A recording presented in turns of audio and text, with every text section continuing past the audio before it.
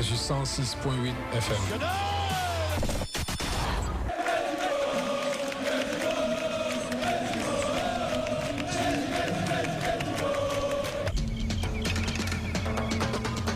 Radio Audace.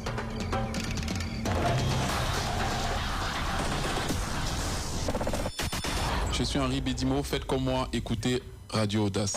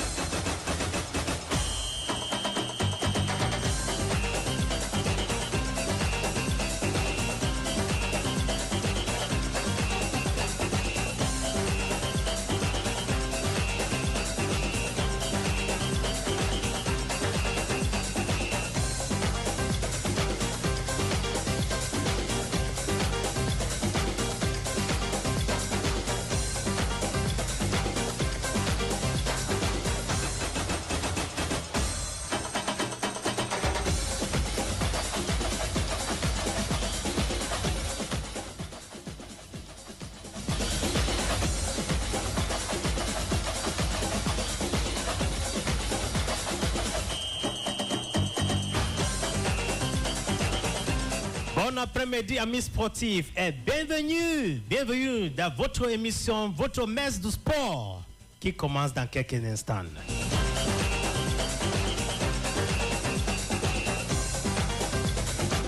It is the start of a new week, ladies and gentlemen. I'm delighted to be here this week to edify you all about those issues animating the world of sport, be it handball, football, basketball, and you name the rest.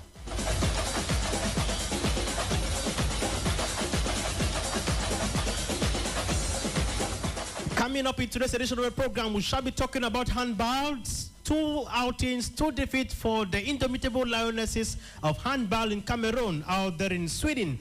As far as the FIFA World Cup or the World Cup for handball is concerned. And of course, we shall be talking about that in the course of today's edition of the program. We shall as well be making a pause to talk about the well-being of players in Cameroon. The recent statistics from Senafok states that players in Cameroon are being treated so poorly. Who to be blamed? We shall be talking much more about that in the course of today's edition of the program. Other means unknown, il s'appelle Frank Mouna. Derrière le micro, je suis et je reste Henri Wana. Frank Mouna, tu nous proposes quoi cet après-midi? On remet le compte à 0.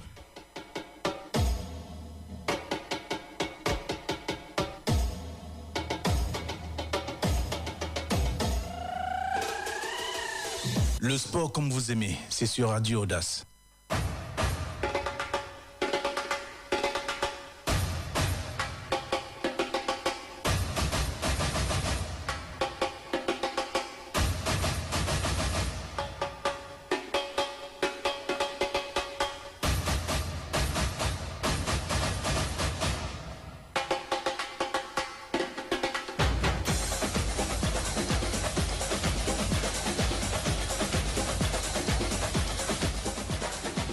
Le ministre du Sport, professeur Narcisse Mouele-Kombi, a effectué une visite de travail dans la ville de Garoua du 1er au 2 décembre 2023. Il était accompagné par Ibrahim Tabamala, ministre délégué chargé de marché public et vice-président du Comité national olympique du Cameroun. Cette visite avait pour objectif d'apprécier l'état d'avancement de préparatifs des Jeux nationaux du Cameroun, le Dixiat, prévu de 16 ou 23 décembre 2023 à Garoua. Take a listen to the minister.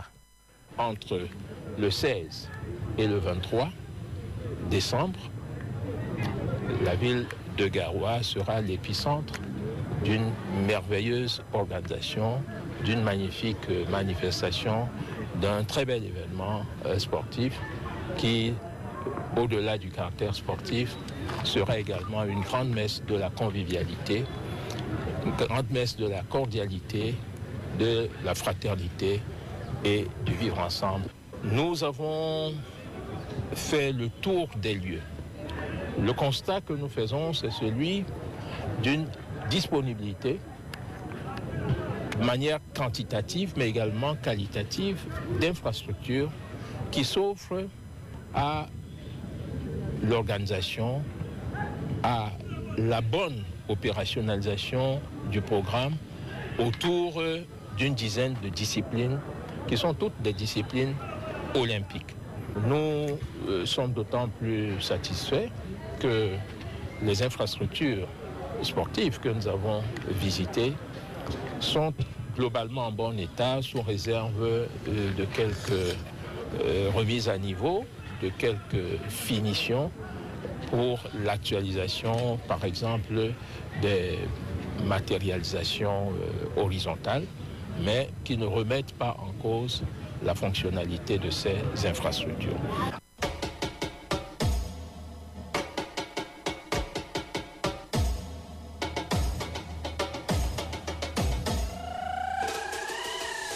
Le sport comme vous aimez, c'est sur Radio Audace. Uniquement sur Radio Audace FM 106.8, we now talk handball, whereby the handball Lionesses of Cameroon lost their second game over the weekend to Hungary 39-20 at the ongoing Women's Handball Cup jointly hosted by Sweden, Denmark, and Norway. Their last group outing will be today at 6 p.m. against Paraguay. Let's have the squad react after their second defeat. Coach Bertin Tabet Ndianto, deuxième sortie, deuxième défaite, mais on constate quand même qu'il y a des améliorations dans cette équipe du Cameroun, au moins au niveau de l'attaque. Oui, on va dire que nous avons essayé de progresser un peu sur l'attaque et sur notre efficacité au tir, contrairement au match passé. Mais seulement ce qui a été toujours notre force, de la défense. On va dire simplement que l'équipe de la Hongrie a su, avec les courses à l'opposé, casser notre bloc défensif. Et elles nous ont fait très mal là-dessus. Bon, mais il y a beaucoup d'améliorations, il y a beaucoup de perspectives à venir. Et comme je l'ai dit même la dernière fois, tout va se jouer sur la récupération.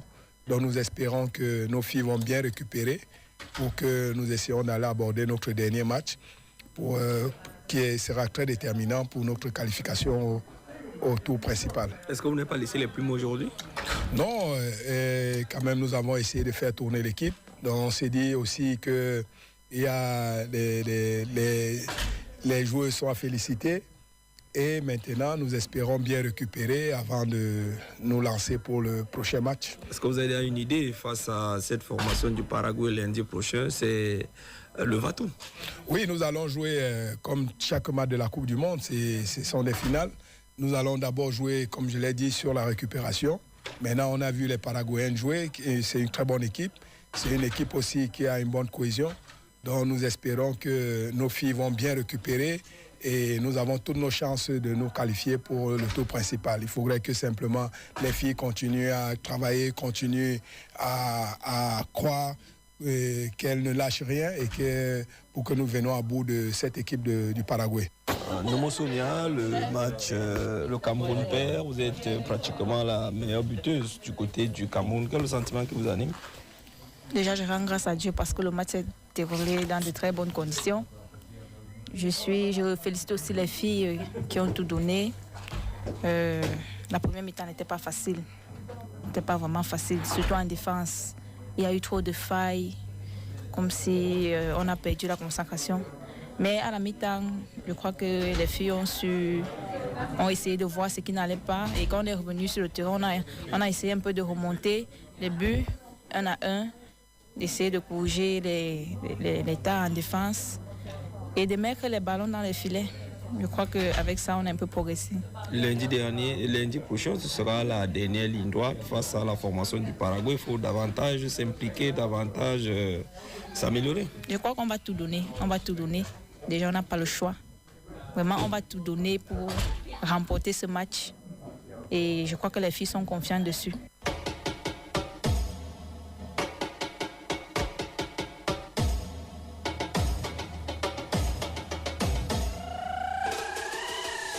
Le sport comme vous aimez, c'est sur Radio Audace.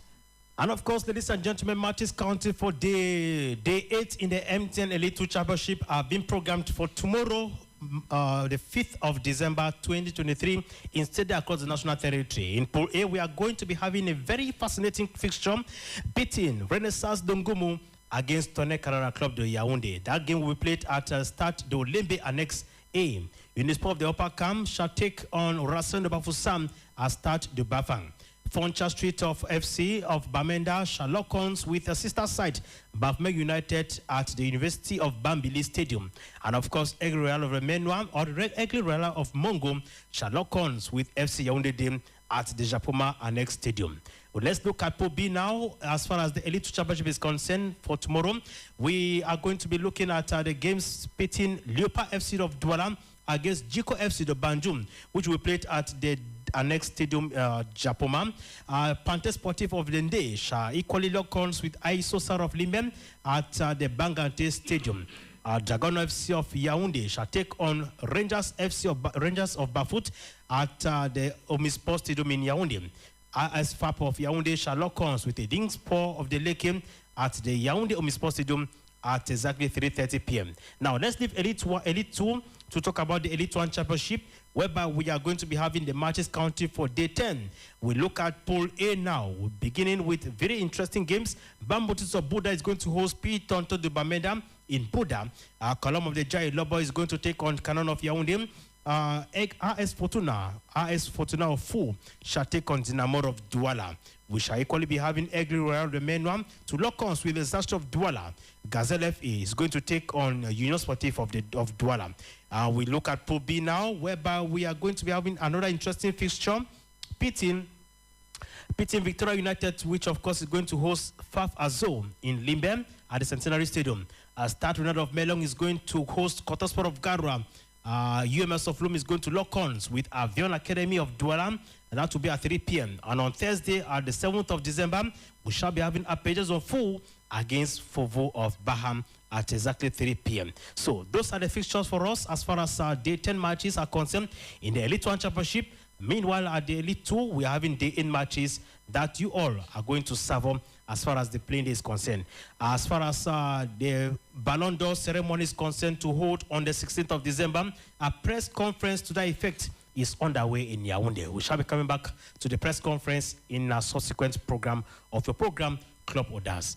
Now, we are making an attempt to get to one of our first guests, that is Marcel Lewat, so that we can together talk about the first report rendered public by the syndicates or the trade union of footballers, that is Senafoc, announcing that they have noticed that most clubs are having difficulties in paying their players as far as their prim. So we shall be getting in touch with Marcel Lewat in a moment from now.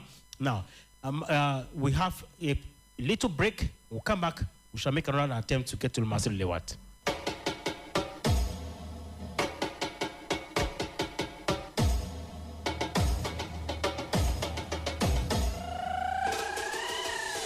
Le sport comme vous aimez, c'est sur Radio Audace.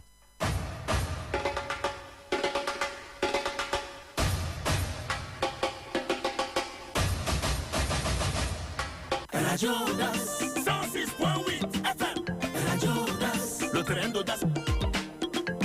C'est un temps de politique et socio-économique. C'est la matinale. Bien plus que l'info. Radio Audace 106.8 Radio Audace 106.8 Radio Audace. L'étagère du bonheur. 9h10 heures de femmes cuisinées. Radio Audace. Le Formosa. Radio Audace 106.8 FM. Et on vous embarque. Et 12 heures de divertissement. Oui, elle est tout remis.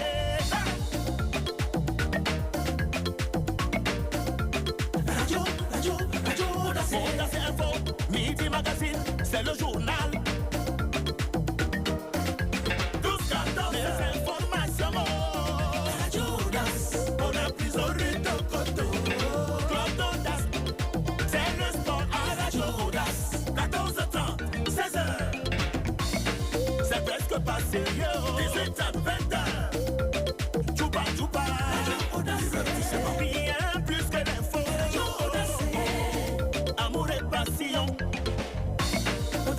sexualité. Radio Audace. 106.8 Audace Sport. Radio Audace. Bien plus que d'infos. Radio Audace.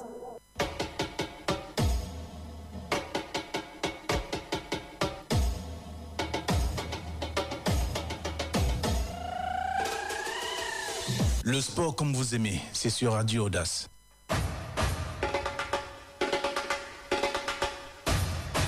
Le règlement, que vous compreniez exactement, je ne sais pas si Wilfried ou alors Grégory avec moi, le règlement de la compétition, il se décline en 9 grands articles. C'est très simple à comprendre, très simple pour pouvoir juger. Alors déjà, le Ballon d'Or, il y en a 2 qui vont récompenser, c'est l'article 2, ils vont récompenser le meilleur joueur de la Guinness Super League et le meilleur joueur de MTN Elite 1 et Elite 2. Ça voudrait dire que si les électeurs, que sont les joueurs, décident que le meilleur joueur est un joueur de MTN Elite 2, mais c'est lui qui remportera le vote, c'est lui qui sera le meilleur joueur de la saison. C'est la même chose également. Bon, en Guinness Super League, il n'y a pas de deuxième division professionnelle, donc ce sera nécessairement une des joueuses de la Guinness Super League. Mais dans le cas de MTN Elite 1 et MTN Elite 2, n'importe qui, si un joueur crève vraiment l'écran et qu'il a l'assentiment de ses collègues, ben, il sera élu. Donc, alors, l'article 3, très important, c'est la période de référence. On a été vraiment... Il y a eu beaucoup de débats. Qu'est-ce qu'on fait? Est-ce qu'on tient compte de l'année civile?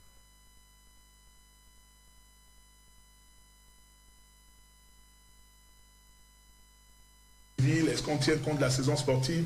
En tenant compte de l'année civile, ça allait faire un chevauchement parce qu'on est déjà à la mi-saison. Voilà. Et l'année prochaine, on fait comment? Donc, on est resté sur l'année en termes de saison sportive. Donc, la performance qui est jugée aujourd'hui, c'est la saison sportive 2022-2023.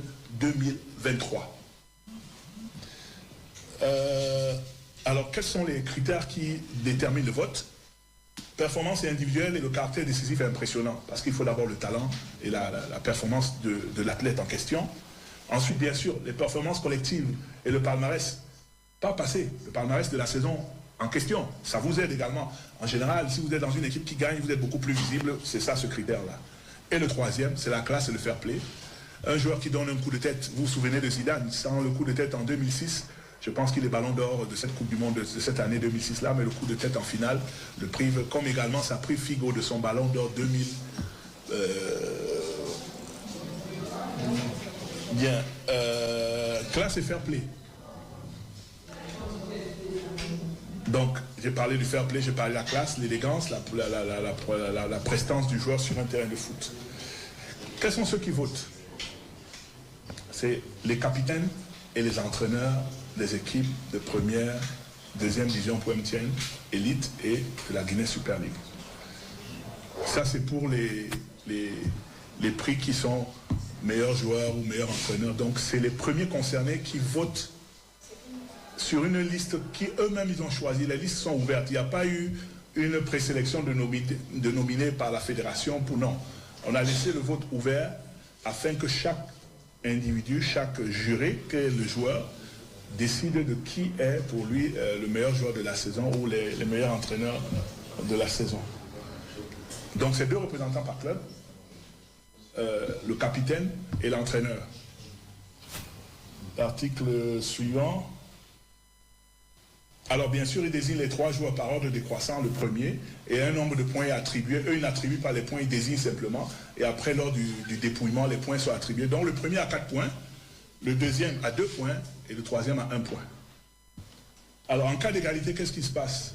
Les joueurs sont départagés, c'est l'article 8, par le nombre de citations à la première place. Qu'est-ce que ça voudrait dire? Nous avons 2 joueurs qui ont eu chacun 30 points. Donc ils sont à égalité. Comment on fait pour les classifier, pour faire le premier? Ils sont ex aequo, mais il faut un premier, il faut un deuxième.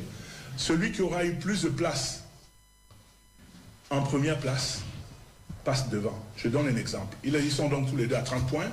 Il y en a un qui a eu une première place et 4 deuxièmes places et 5 troisième places. Et il y a un autre qui a eu 30 points, mais il n'a eu aucune première place, mais il a eu 12 deuxième places, 5 troisième places. le gars qui a eu une seule première place passe devant. Parce que c'est le premier critère. Combien de fois tu es classé premier? Ce n'est que s'il y a égalité sur ce critère de la première place qu'on passe au deuxième critère pour voir le nombre de deuxième places. Également à ce niveau, c'est celui qui a eu le plus grand nombre, qui a été cité le plus grand nombre de fois à la deuxième place, qui passe devant. Si malgré cela, il y a toujours égalité, on regarde maintenant le nombre de troisième places. Jusque-là, on est en phase. Voilà, c'est à peu près le système des médailles aux Jeux Olympiques. Vous savez qu'aux Jeux Olympiques, vous avez 10 médailles d'argent, 0 médaille en or, 0 médaille de bronze, et l'autre pays a une seule médaille d'or, il passe devant vous. C'est le principe qui est appliqué à ce niveau-là. Et maintenant, si malgré cela, il y a encore une égalité, un nouveau vote est imposé pour déterminer le ou les joueurs qui sont, les nominés qui sont en concurrence. Bien sûr, s'il y a un autre litige, le jury qui est mis en place par la fédération tranchera. Voilà, ramasser les grands aspects du règlement de cette compétition.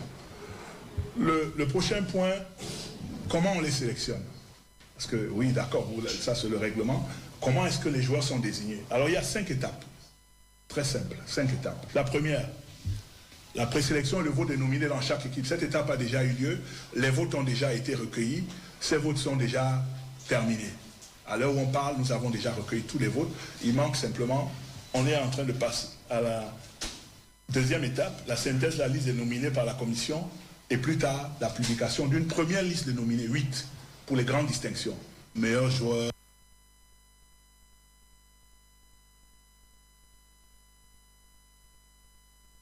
ballon d'or, meilleur entraîneur, meilleur gardien. Il y aura 8 nominés sur l'ensemble des nominés qui auront été désignés par les clubs. Cette première liste va sortir selon un programme que nous allons vous dévoiler tout à l'heure. Après celle-là, une autre liste va sortir qui sera la liste des 5 nominés. Sachant bien que le vote en ligne également compte pour 20% jusqu'au jour de l'élection. Donc, si vous avez votre frère, vous êtes supporter d'un club, dès que le vote en ligne va être ouvert, n'est pas encore disponible, mais qui sera vulgarisé dès sa mise à disposition, afin que les votes en ligne, pour que vous puissiez voter la meilleure joueuse, la meilleure entraîneuse, du moins, pardon. Uniquement, le vote en ligne, c'est pour deux catégories uniquement. Pour le ballon d'or, effectivement, sur ces plateformes-là, faire exprimer votre choix. Donc, voilà pour les critères du ballon d'or qui sont les mêmes pour le ballon d'or féminin. 5 étapes, et nous sommes aujourd'hui à la première étape.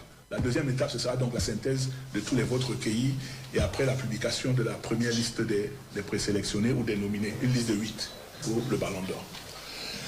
Les autres récompenses. Meilleur gardien, meilleure gardienne, qui va obéir au même principe, c'est-à-dire que c'est un vote fait par les capitaines et les entraîneurs, le même principe de sélection que j'ai évoqué tout à l'heure.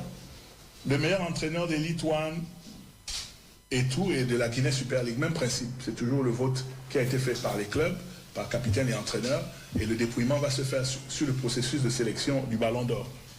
La révélation de l'année, qui récompense le meilleur joueur de moins de 23 ans, de la Guinée Super League et les MTN Elite One.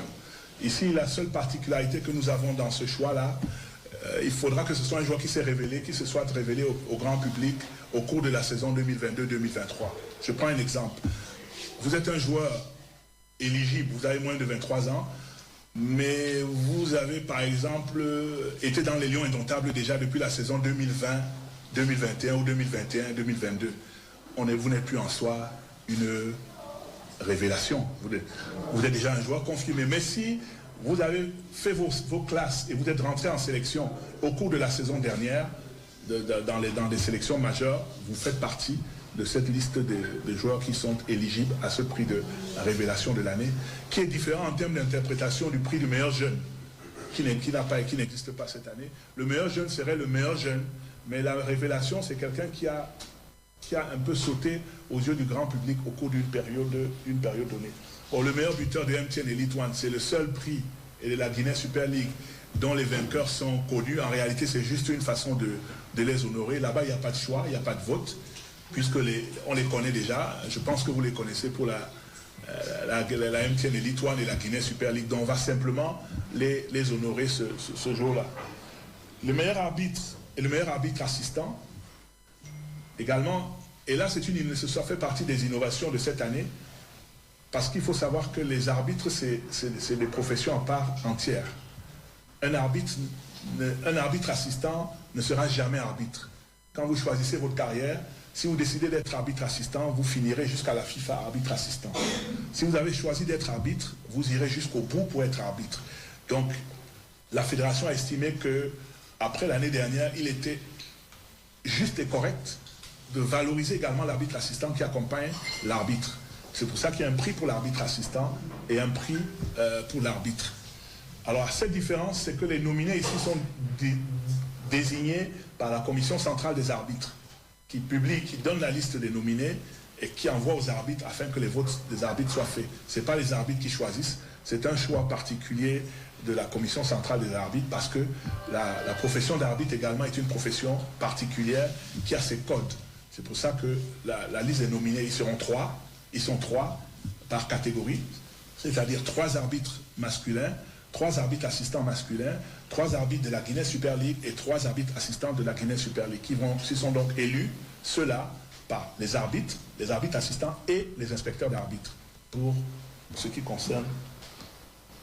Donc voilà le processus de sélection pour les arbitres, le même que un peu différent de celui des ballons d'or, mais sauf qu'ici, là, il y a déjà une liste de nominés qui est donnée par la commission centrale des arbitres. Donc, présélection dans chaque catégorie, ça a déjà été fait. Publication de la liste des nominés par la commission. Elle n'est pas encore publique, mais les votes ont déjà été, du moins les bulletins ont déjà été envoyés aux arbitres afin qu'ils puissent faire leur vote. Donc, on est dans le vote des meilleurs arbitres. En attendant donc le recueil des votes et la publication des résultats le 16 décembre. Next. Alors les prix spéciaux, il y en a 4. Le but de l'année, c'est un prix mixte. Ce sera le meilleur but de la saison au Cameroun. Plus beau but de la MTN Elite One, MTN Elite 2 ou Guinée Super League. C'est mélangé. Alors d'où l'importance du vote en ligne pour les amateurs de la Guinée Super League, les amateurs de MTN Elite 1, MTN Elite 2. Il faudra voter pour désigner le but, et le but de l'année sera dévoilé en salle ce 16 décembre, là, parce que les votes continueront jusqu'à quel moment, hein? 30 minutes avant jusqu'à 30 minutes avant le dévoilement du ballon d'or, les votes continueront d'être en ligne et pourront déterminer la position d'un but ou d'un autre. Bien sûr, les téléspectateurs, les auditeurs, les supporters doivent massivement aller sur le numéro court qui sera mis à disposition pour exprimer leur choix. Le club de l'année. Alors cette année... il y a les bonus. Et il y a les bonus pour le continent. 500 millions en bonus à partager avec MTN 237. Achète un forfait data ou d'appel à partir de 237 francs. En étoile 123 étoile 237 dièse. Et bim, pluie de bonus sur toi maintenant.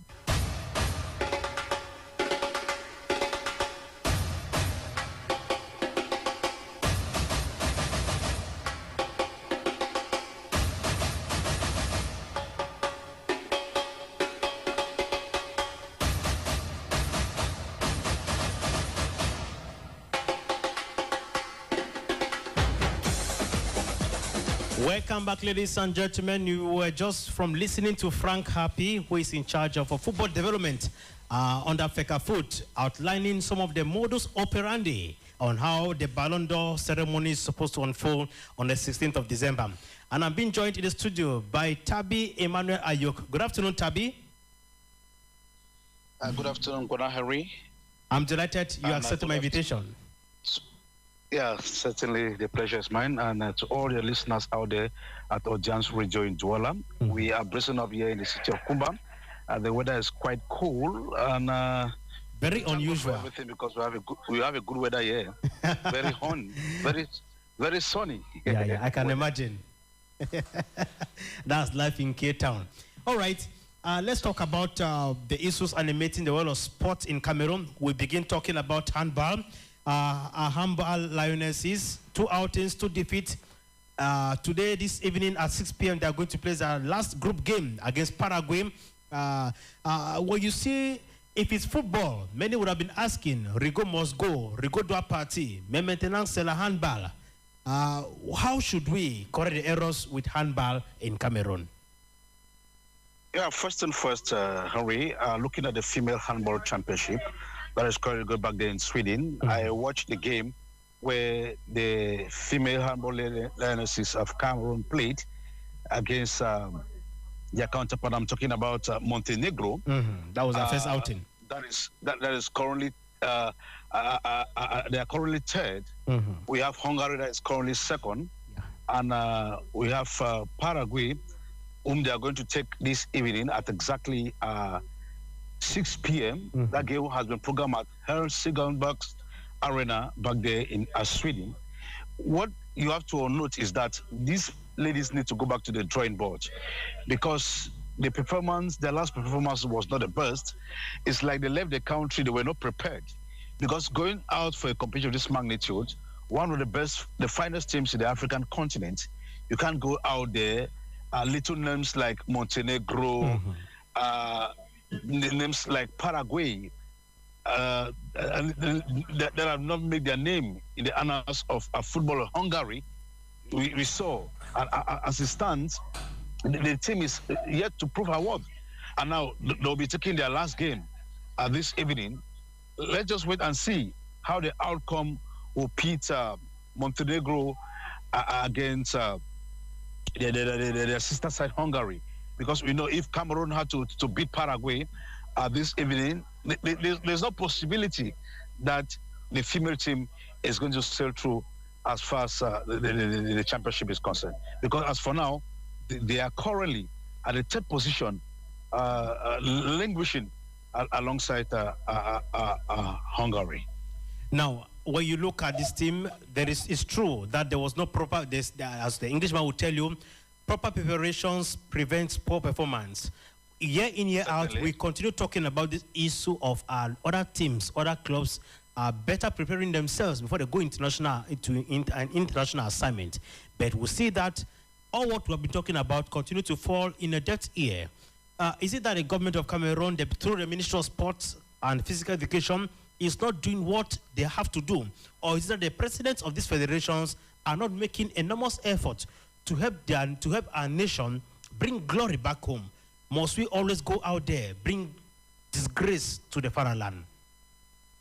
Harry, what you have to note is that close to 36 federations that constitute sporting activities in this country, we always look at the federation as Cameroon Football Federation being the only federation that is making Cameroonian proud. But we have other disciplines like the volleyball championship, the basketball championship. Now, we are talking about the female handball ladies. Yeah. I always tell people that failing to plan is just like planning to fail. You must not prepare a competition at the start of that competitions. We have seen situations where athletes leaving the country, going back there in Europe or maybe in some part of the country in Africa to play a championship of this magnitude is a big problem. Where at times these athletes have been held in hotels. Some have been stayed. They stayed in the airport for hours for logistics and things like this. Then we begin to wonder if we don't have embassies, we don't have federations who are going to link us to the ministry or the various disciplines when it comes to these sporting activities. I quite remember before these ladies left the country, they were talking about subventions.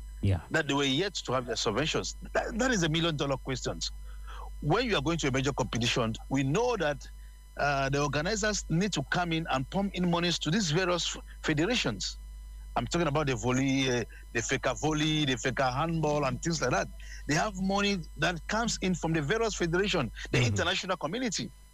But now when they go out there, first of all, the ministry does not even recognize them. But when they bring us the glory, maybe the gold medal, that's when you will see they'll be received by the Minister of Sports, they will have an invitation from the presidency. But when they are leaving the country, going back there to play this competition, you don't see these ministers of sports coming there to encourage these ladies. That's my worries. And of course, that is the same problem because most 3 players of this same team disappeared in France. They are nowhere to be found. And whenever our athletes have an opportunity of this sort, that's why they always disappear in thin air. Well, what do you expect?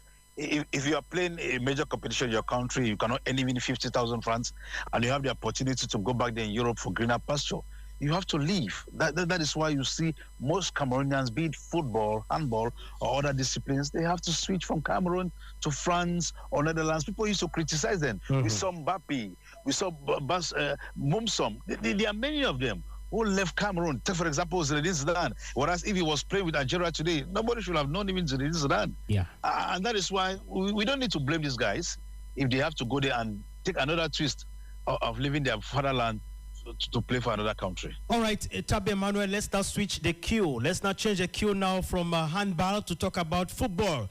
The Cameroon National Syndicate of Football, Senafoc in its acronym, has been on the ground for 2 weeks now. It started all last week with the president, Jeremy Njitap, who was on the ground with his état-major to visit different clubs in the country to take the pulse on how the clubs are faring. And the very first report that got to our desk says that most clubs have an issue of unpaid salaries. Yeah, I'm talking about Fef Azom, AS Fortuna, Apetito Fu, Dinamo of Douala, which of course Dinamo of Douala has come out clearly to denounce and criticize the outing of Senafoc, saying that they have no issue in terms of prim or in terms of a transfer bonuses from one club to another as far as the club is concerned. Unions of Loom, the players have been with unpaid salaries. Astro of Douala, Union of Douala, and a whole lot have been several months without unpaid salaries. Now, this is Senafoc talking.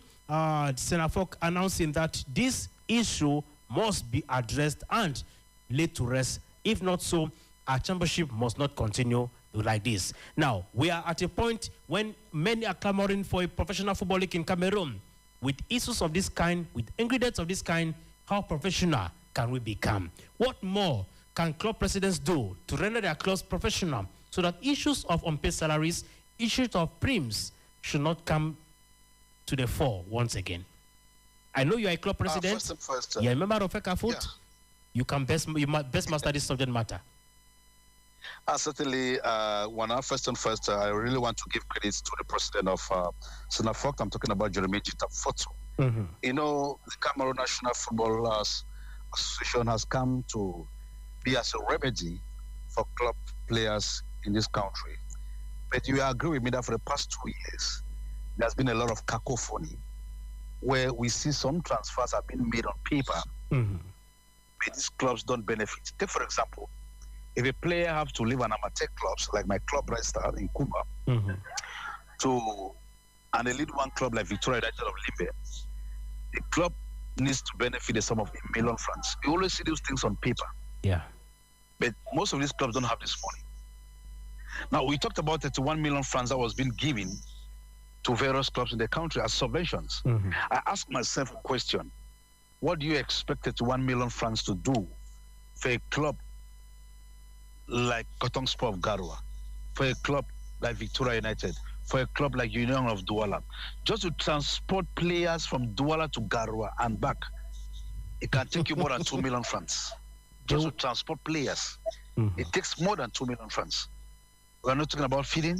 We're not talking about salaries of these players. Now, if Senafoc is coming up and Dinamo is saying that she's against Senafoc, I look, there's a lot of fishy out there because Senafoc is not only for Dinamo. Senafoc is for the entire players. Yeah. For all the clubs that are taking part, to see the welfare of these players. We have been clamoring for it. And I think when this thing came up last 2 years and Jeremy was given the opportunity to be at the helm, people believe that Jeremy, as somebody who has played football, should best understand the cry of a player. And that is why when Eto'o was being elected on the 11th of December 2021, many Cameroonians applauded Samuel Eto'o's reason being that he is going to be the messiah for players. But today, I will tell you, since Cameroon was been affiliated in 1962 with FIFA and 1963 with CAF. This has been one of the regime where there has been a lot of critics. Okay. There has been positive and negative criticism is coming. That's why I always say, as a leader, if you ask me as a leader, like Samuel Eto'o, if people criticize you positively or negatively, listen to those criticisms. And bring them on the table. Bring them on the table. Now,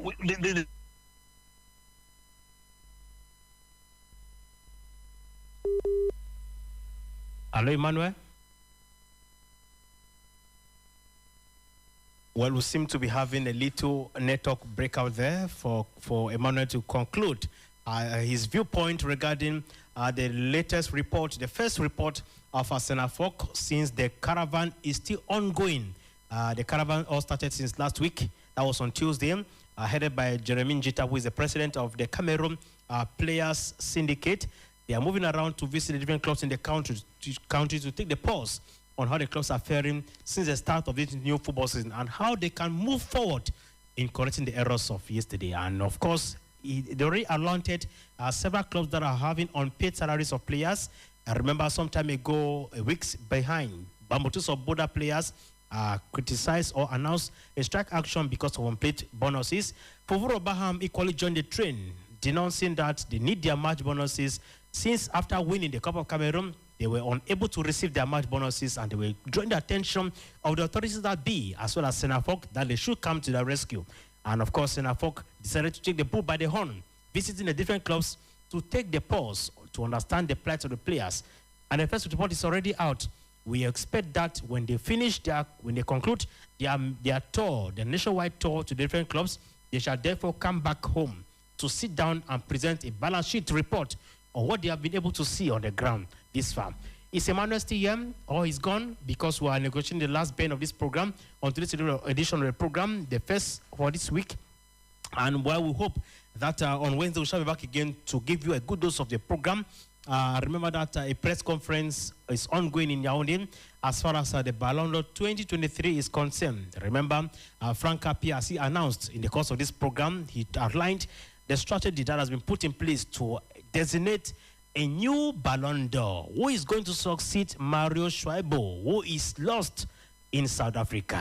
Many are not hearing anything about him.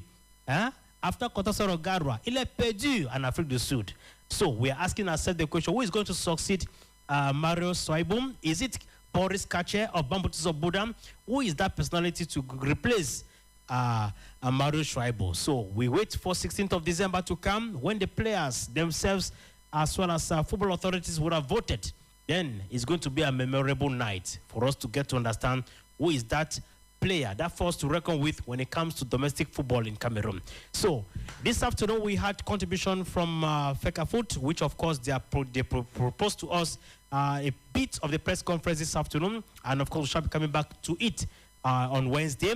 We equally had contribution from Tabi Ayok Emmanuel talking about the well-being of players in Cameroon, making analysis as well as looking at the performance of the handball Lioness of Cameroon out there in Sweden. 2 outings, 2 defeats.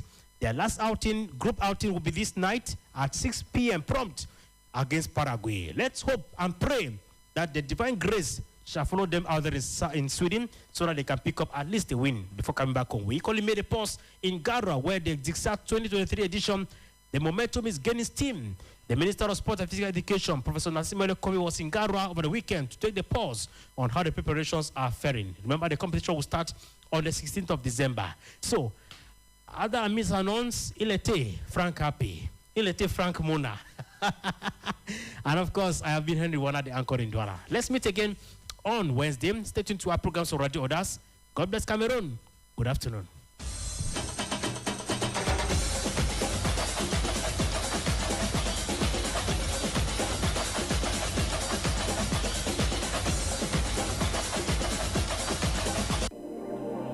Au-delà de l'information,